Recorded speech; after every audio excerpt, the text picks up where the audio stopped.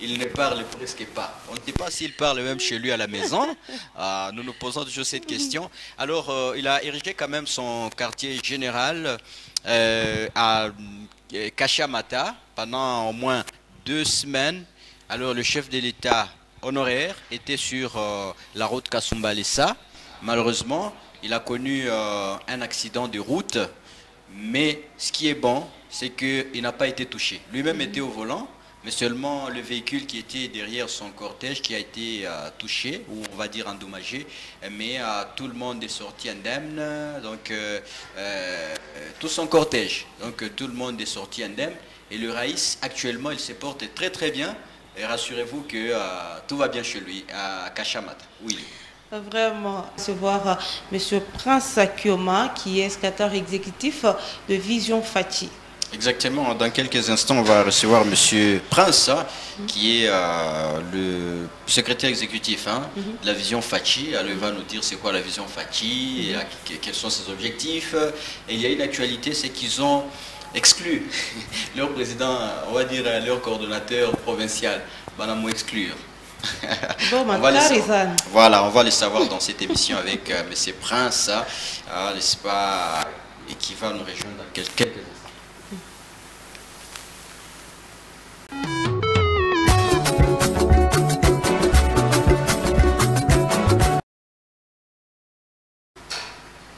Voilà, on reçoit M. Prince Kioma, qui est secrétaire exécutif de la Vision Fati, à qui j'ai dit bonsoir, bonjour et bienvenue sur ces plateaux de Grand Espace. Bonsoir, madame. Vous allez bien? Oui, ça. En tout cas, vous êtes vraiment déterminé parce qu'on voit déjà il y a des insignes. Donc, vous pouvez vous présenter pour que les téléspectateurs qui nous suivent en ce moment puissent vous découvrir et nous dire c'est quoi même la Vision Fati. Merci, madame. Moi, c'est M. Prince Koya. C'est Prince Koya. Je suis le secrétaire exécutif de l'aspect Vision Fati dans l'espace Grand Katanga.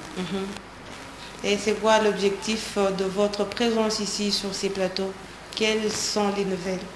Oui, ça va. Nous sommes venus pour éclaircir à la population.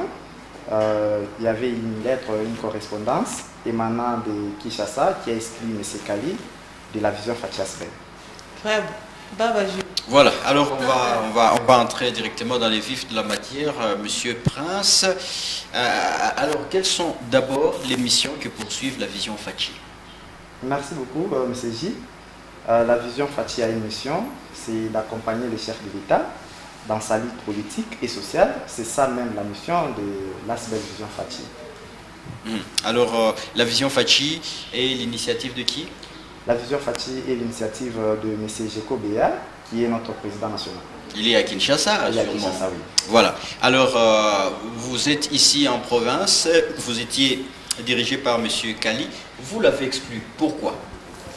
M. Kali, on ne l'a pas exclu. C'est la haute hiérarchie qui a exclu M. Kali pour des raisons de la haute trahison.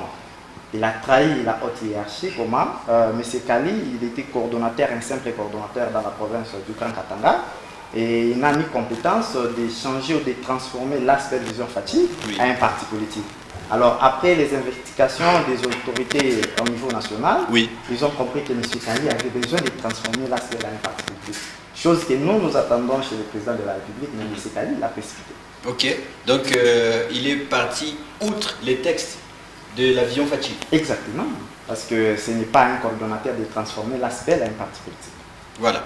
Alors, vous l'avez exclu, n'est-ce pas? Vous l'avez exclu. Qu'est-ce qui va venir après?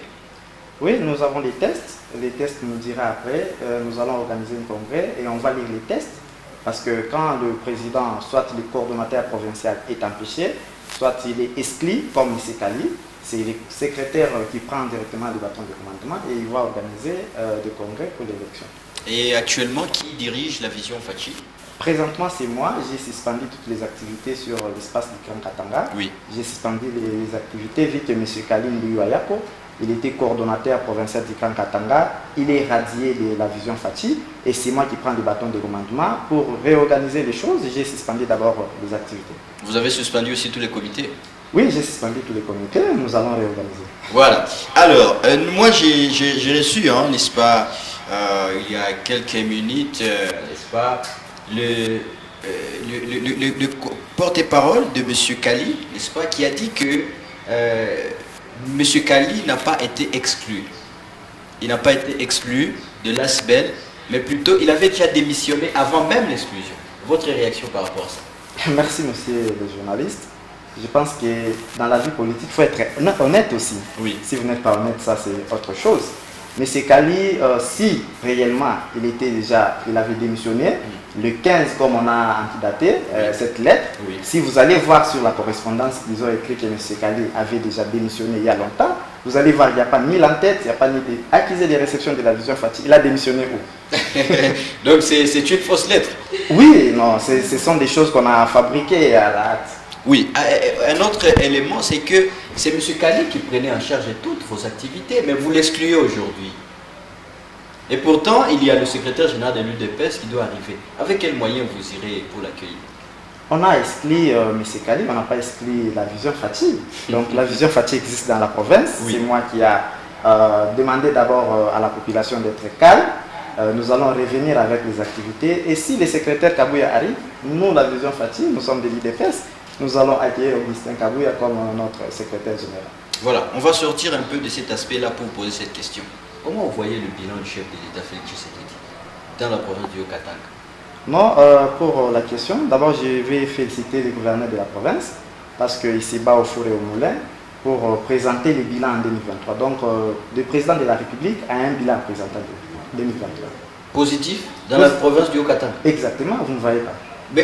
Dites-nous quelles sont les œuvres du chef de l'État. Les réalisations que vous dans la avez province du vues Haut-Katanga. et Comme ça, vous ceux qui nous présenter suivent vont aux dire, gens en tout cas, vous avez qui raison. peut convaincre la population en 2023. Comme on avait dit, montre-moi ta foi, je te montrerai mes œuvres. Montre-nous les œuvres du président Tshisekedi. Oui, merci beaucoup. Je sais que le gouverneur Jacques Yaboula est dans la vision du chef de l'État. Exact. Et quand on parle de la vision du chef de l'État, la vision du chef de l'État, c'est la gratuité de l'enseignement. Vous-même, vous avez vu dans la ville de Lumbashi, il y a la gratuité de l'enseignement. Et vous avez vu, on a payé des militaires.